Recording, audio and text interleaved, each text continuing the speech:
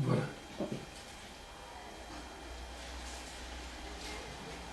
Donc on commence. Oui. Et bon, notre idée, c'est profiter aujourd'hui pour t'écouter un peu sur les sujets d'intérêt commun, les plantes médicinales, de l'usage médicinal, Oui. de l'endogénie. Qu'est-ce que sont les choses que tu veux partager avec notre confrère au Mexique? J'ai déjà un grand regret de n'avoir pas pu me rendre à cette importante manifestation et je salue tous les médecins et tous les professeurs d'université et tous les administratifs qui sont ici présents et je souhaite un grand succès à ce congrès. Écoute, ça fait maintenant plus de 25 ans que nous nous connaissons et que nous travaillons en étroite collaboration. Le travail qui a pu être fait au Mexique par toi pendant toutes ces années est vraiment considérable puisqu'il a permis de créer un centre officiel et de traitement des malades à l'aide des plantes médicinales. Parce que le message que je voudrais faire passer aujourd'hui, c'est qu'il faut réintroduire le malade au centre du système de soins. Vous voyez, actuellement, en France, nous avons ce qu'on appelle le système d'assurance maladie, alors qu'on devrait plutôt l'appeler assurance patient, assurance malade. Parce qu'à partir du moment où on se focalise sur la maladie, on perd le patient. Or, le patient, il est infiniment plus vaste que la maladie. La maladie n'exprime qu'un déséquilibre particulier dans son être physique ou émotionnel ou mental, d'un état qui est d'un être inséré dans un milieu social, dans un milieu cosmique, et dans un milieu politique, dans un milieu familial, etc. Et tous ces éléments de la complexité du milieu dans lequel un individu est situé jouent un rôle fondamental dans la genèse de ces maladies. Donc c'est très important, bien évidemment, de se focaliser sur la maladie et de connaître les éléments qui génèrent la maladie et les éléments qui permettent de traiter la maladie. Mais la médecine actuelle, tu le sais comme moi, elle a fait des grandes découvertes, elle a apporté beaucoup de bienfaits, mais elle bute quand même sur des limites que tout le monde s'amène à reconnaître universellement. C'est-à-dire qu'il faut maintenant changer un peu la perspective dont on aborde la maladie, mais replacer la maladie dans le malade, donc dans la physiologie du malade. Et la physiologie du malade, ça implique la connaissance de la vie du malade, de l'histoire du malade, de la façon dont ces maladies se sont constituées au fil du temps, de tout son espace de vie, depuis la naissance jusqu'au moment où la maladie explose. Parce que la maladie, elle n'apparaît pas par hasard, elle est la conséquence d'un ensemble de facteurs qui ont modifié l'équilibre physiologique d'un individu qui font que, eh bien, un jour il va déclencher ou elle va déclencher un cancer du sein, un autre va faire une maladie immunitaire et un troisième va faire une polyarthrite rhumatoïde. Ces maladies, elles n'apparaissent pas par hasard. Et l'approche que nous avons développée avec toi, avec ton aide et tout ce qui a pu se développer dans le monde à travers la création d'une fédération dont nous allons bientôt signer ensemble les règles de fonctionnement, eh bien, ça nous permet de diffuser une nouvelle approche qui se présente à plusieurs niveaux. Au niveau de la sémiologie, c'est-à-dire qu'on a perdu actuellement la notion de ce qu'est un malade dans la réalité du fonctionnement de son corps. Il faut donc prendre le temps d'examiner le malade, de l'écouter, de comprendre son histoire, parce qu'à partir de toutes ces informations qu'on va recueillir par notre écoute, par notre regard, par notre réflexion sur les signes qui sont apportés le malade, déjà cette étape est capitale pour envisager quels sont les éléments qui peuvent s'être déséquilibrés dans la physiologie normale du patient. C'est-à-dire qu'il ne faut pas aller d'emblée à la physiopathologie de la maladie, mais il faut replacer la maladie dans le fonctionnement physiologique de base d'un individu. C'est-à-dire qu'on va aller vers la vraie personnalisation. Parce que la personnalisation des traitements, ça ne va pas être la personnalisation du traitement de la maladie, qui est un point important, mais qui n'est pas suffisant, parce que la maladie, elle est générée par un individu qui est dans un état particulier de fonctionnement physiologique. Et tant qu'on n'aura pas réintégré la physiologie de base avant la physiopathologie, on va buter sur des limites, qui sont des limites qu'on va ne considérer la maladie que comme une entité en elle-même, issue du milieu dans lequel elle a pris naissance, c'est-à-dire un être vivant, intégré dans un milieu avec des problèmes émotionnels, affectifs, sentimentaux, alimentaire, de relations avec les autres. Donc l'endobiogénie doit intégrer toute cette vision globale et ne pas se limiter à l'approche de la maladie. Donc première étape, c'est l'écoute. Or, si on considère notre pays, la France, et aux États-Unis c'est pareil, j'ai vu des résultats récemment, le temps consacré au malade, il est moins de 5 minutes. C'est un crime à l'égard du malade, c'est un irrespect par rapport à l'être qu'on a en face de nous. Il faut changer les concepts, il faut changer l'approche de la réalité. Ensuite, il faut prendre le temps d'examiner le malade. Maintenant, le malade vient avec un nom d'une maladie et on passe tout de suite au diagnostic par l'usage des machines. Mais l'usage des machines, ça ne montre qu'une partie de la réalité du malade, c'est-à-dire ce que le système nous permet de voir. C'est pour ça qu'il y a tellement d'examens complémentaires pour voir divers aspects du malade, dans le fonctionnement physiologique ou radiologique, etc. Mais le malade, c'est infiniment plus que tous ces examens. C'est lui qui contient toutes les informations. Donc, réapprendre à examiner le malade, faire les liens avec les signes, avec les systèmes, entre les fonctions, pour déboucher sur une vision élargie qui replace le signe dans la globalité du fonctionnement d'un être vivant précis qui est unique. Chacun de nous est unique, la science le crie de plus en plus tous les jours, et pour autant, on met de plus en plus le même traitement pour tout malade. Donc là, il y a des concepts à changer. Ensuite, c'est la troisième étape, c'est évidemment le recours aux examens complémentaires, qui sont capitaux. Il ne faut pas se priver des apports de la médecine actuelle, de la physiologie, de la recherche. Mais cette recherche aussi, elle doit être pensée non plus dans une vision dissociée comme on le fait actuellement, mais dans une vision d'intégration.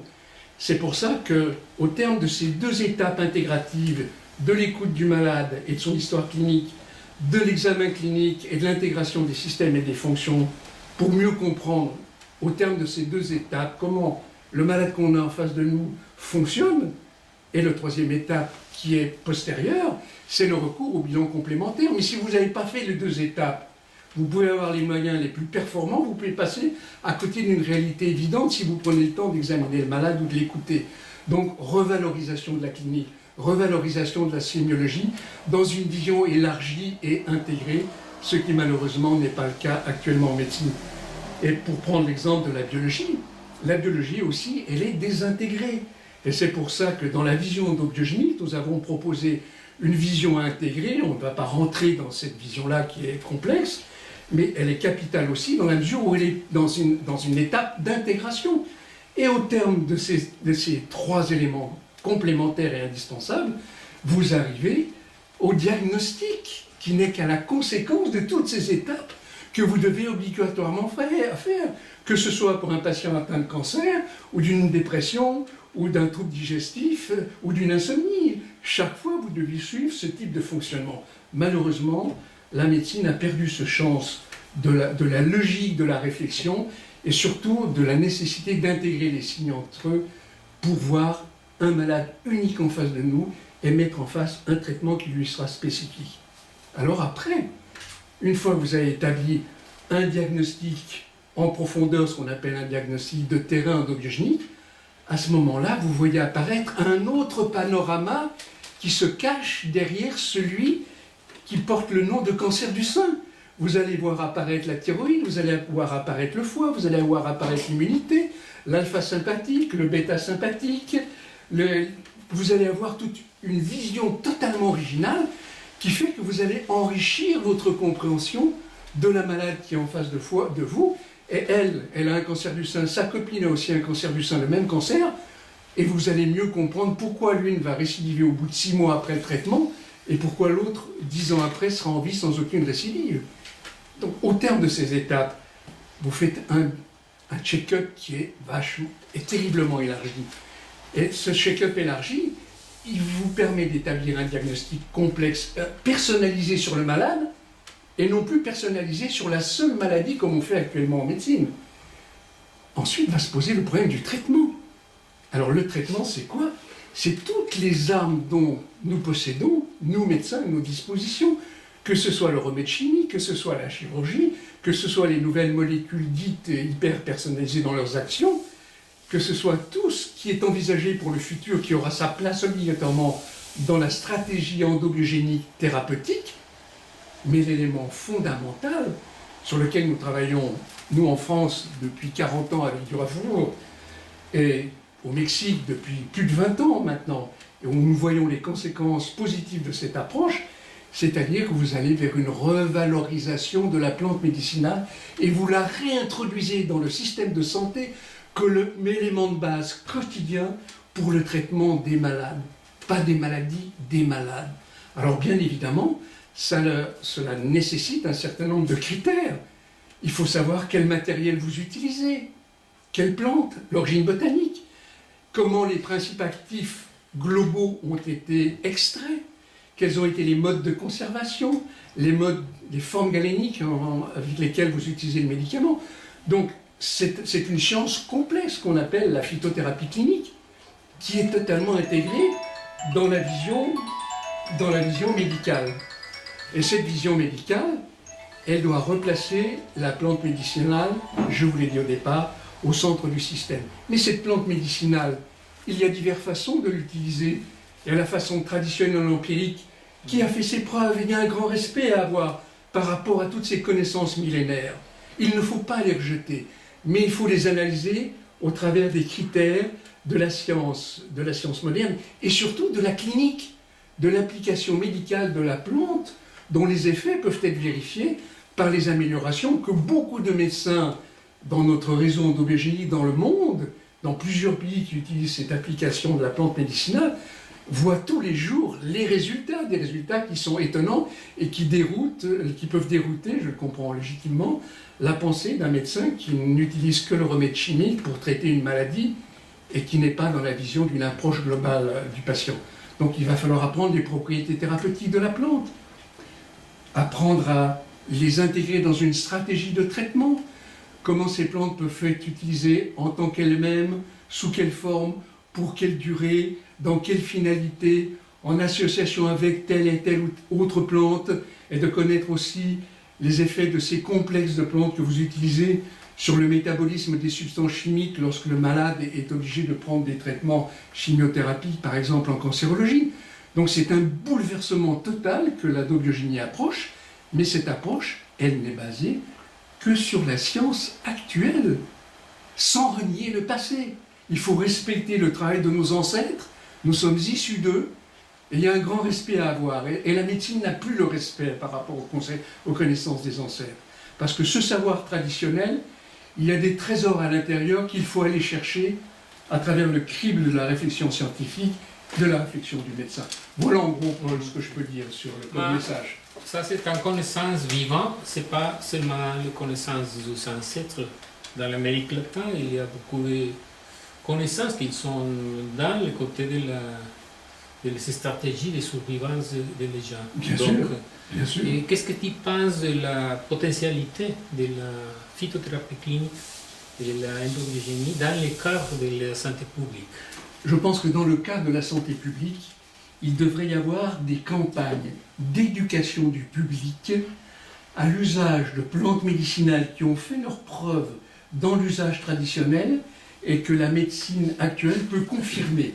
Il faut qu'il y ait cette alliance entre la tradition et la science. Ça ne doit pas s'exclure, ça doit s'éclairer l'un et l'autre. Mais je pense que si on réintroduisait une formation du public à un usage cohérent des plantes médicinales d'après les données de la tradition, et Dieu sait s'il y a une tradition très forte au Mexique, mais cette tradition, elle doit être éclairée par la science, elle n'est pas en opposition, tu vois. Je ne voudrais pas qu'on fasse d'un côté la tradition, ça c'est le monde de la tradition, c'est le monde de la science. À ce moment-là, on fait une dichotomie qui serait préjudiciable à long terme pour l'avenir de la phytothérapie clinique. Il faudrait que d'abord, tous les médecins, mexicains comme français comme autres, réapprennent l'usage de la plante médicinale. Donc derrière tout ça, il y a un problème de formation. Donc il y a un problème de choix politique. Donc il y a un problème, comment se situe l'usage de la plante par rapport à l'usage du médicament de synthèse dont la fonction est essentiellement une fonction de faire partir les symptômes de la maladie. Alors que là, nous sommes dans une vision beaucoup plus large, où on traite aussi la maladie, mais dans le même temps, il faut traiter le fond du malade. Et la plante médicinale, par la façon dont elle est le fruit de l'élaboration de la vie dans le végétal, elle renferme des substances chimiques, naturelles, qui ont des effets considérables sur le corps humain quand on sait bien les utiliser. Et donc là, ça revient à la notion, il faut que ce soit des automédications dirigées. On ne peut pas dire aux gens, faites n'importe quoi avec les plantes. Parce que tu as des malades qui font des automédications, parce qu'on leur dit, cette plante est bonne pour le foie, mais dans la façon dont leur foie, eux, réagit, ça peut se retourner contre eux, ça peut être négatif. Tu vois. Donc, il faut une collaboration, si tu veux, entre la tradition et la science. Il ne faut pas qu'il y ait un fossé comme il est actuellement. C'est très préjudiciable aux malades. Et qu'est-ce que tu penses du défi de mettre la proposition d'une médecine intégrative et aussi de la phytothérapie clinique dans le cadre des services de soins publics? Je pense sur le mot-clé de l'accessibilité. Nous avons essayé en France, nous avons proposé avec Durafour, il y a plus de 20 ans maintenant, à l'assistance publique d'ouvrir des dispensaires dans lesquels des médecins français pourraient traiter les malades avec les plantes médicinales. Ça fait 20 ans. Nous attendons encore la réponse 20 ans plus tard. Si tu veux, c'est un challenge extrêmement considérable pour des raisons à la fois de principe, pour des raisons économiques, pour des raisons alléguées pseudo-scientifiques, mais jamais personne en France n'a réellement considéré, par rapport à la question que tu poses, la possibilité qu'il y aurait, sous contrôle du ministère de la Santé, de créer des dispensaires de soins où la plante médicinale serait la base de la médecine. Au contraire, on exclut la plante médicinale de la réflexion scientifique dans notre pays, et pas seulement dans notre pays, dans la majorité des pays d'Europe. Par contre, dans des pays comme les vôtres, des pays du tiers-monde, qui sont plus défavorisés encore, là, il y a un grand élan qui est le retour à la tradition, mais avec les limites que la tradition propose. Parce que si tu n'as pas un diagnostic, qu'est-ce que tu vas traiter? Tu dis, j'ai mal à la tête, prenez cette plante parce que j'ai un mal de tête. Mais le mal de tête, il y a tellement de facteurs différents qui peuvent interférer, et des plantes qui ont des actions tellement différentes sur chacun de ces facteurs. Comment tu vas te retrouver, comment tu vas apporter une sécurité aux malades? Mais il y a quand même des grandes plantes qui pourraient être utilisées quotidiennement dans le cadre d'une prévention de base et qui permettrait de développer l'économie phytothérapique des pays qui vont dans cette voie-là et qui ne soient pas aliénés au monde de la chimie exclusivement. La chimie, elle a sa place, mais c'est une place exclusive de tout le reste, alors que ça devrait être une place limitée, mais bien ciblée, parce qu'elle est utile, cette place, dans des cas très déterminés et précis. Mais elle ne devrait pas être généralisée comme elle l'est maintenant. Il faut introduire la plante dans le système de santé, oui. C'est sûr. Peut-être comme la dernière question, qu'est-ce que sont votre mots dirigés à les confrères, et aussi plutôt à les confrères jeunes qui sont dans la démarche de la médecine? Alors, les confrères jeunes qui sont donc au cœur des données actuelles de la science, de la génomique fonctionnelle et de tout ça, de tous ces thérapeutiques ciblées, n'ayant pas la pratique, ne voient pas dans la réalité des faits les limites de cette approche. Si on regarde par exemple la cancérologie, il y a actuellement ce qu'on appelle la cancérologie personnalisée. On cible sur des éléments anormaux du génome d'une tumeur. Tu vois des résultats spectaculaires. Moi, j'ai vu des résultats spectaculaires. En 3 semaines, tu as des tumeurs qui sont nettoyées. Le problème, c'est que 6 mois, 1 an après, elles reviennent. Tu te dis, là, il y a quelque chose qui échappe dans la réflexion. Pourquoi elles reviennent? Parce qu'on ne traite que la maladie, on ne traite pas le malade. Or, la maladie, elle n'est que la conséquence de la façon dont le malade s'est déséquilibré dans l'ensemble de ses systèmes. Si tu n'as pas une approche globale, comme je l'ai dit au début, sur la sémiologie clinique, sur l'examen clinique, qui est le cœur il est là, hein, et sur une biologie plus intégrée, à ce moment-là, tu feras des progrès partiels qui vont coûter des fortunes et qui vont améliorer 10%, 20% des malades avec un échappement au traitement au bout de 2 ans maximum. C'est ce qu'on voit apparaître de plus en plus. Donc une remise en question de cette approche, il faut la faire, il ne faut pas la rejeter. Elle n'aura sa place qu'une place précise, particulière. Mais il ne faut pas faire la confusion entre ce qu'ils appellent, eux, médecine personnalisée, qui est la personnalisation du traitement de la tumeur, si on s'applique à la cancérologie, et la médecine personnalisée, qui est la prise en compte de l'état du patient dans sa complexité physiologique et physiopathologique de la maladie, tu vois. Mais alors, pour finir ta réponse sur les jeunes médecins, eh bien, les jeunes médecins, on en a des jeunes qui viennent. Au départ, ils se disent, mais on va apprendre aussi les plantes, on va apprendre une physiologie intégrée, une sémiologie. Ils sont complètement stupéfaits. Et au bout d'un an, tous ceux qui rentrent et les jeunes qui suivent, ils deviennent des fidèles parce qu'ils comprennent que c'est une étape supplémentaire, un élargissement de la conscience médicale qui est apporté grâce à l'endobiogénie. Donc nous avons de l'espoir pour l'avenir, mais tu t'es bien rendu compte, Paul, à quel point c'est difficile le temps que ça prend. Il a fallu déjà émerger la pensée, et grâce au génie de Durafour, qui a proposé l'endobiogénie des 40 ans, en 71-72, quand on a commencé à travailler ensemble, on est parti dans cette voie-là, mais ça a pris, pour faire émerger une pensée progressivement, ça a été un très long chemin. Mais maintenant, l'enseignement est prêt, il y a des structures dans divers pays. On va signer bientôt, je pense, un accord dans le cadre de la fédération qu'on a créée avec vous il y a un an, pour développer ce courant de pensée qui, à mon avis, dans la pratique quotidienne que j'ai encore tous les jours à mon âge, me démontre la validité de la réflexion scientifique qu'il y a derrière. La validité. Bien. Voilà. Merci beaucoup. C'est moi qui te remercie pour ta fidélité au fil des années. Muchas gracias. Merci. Bueno, hasta luego.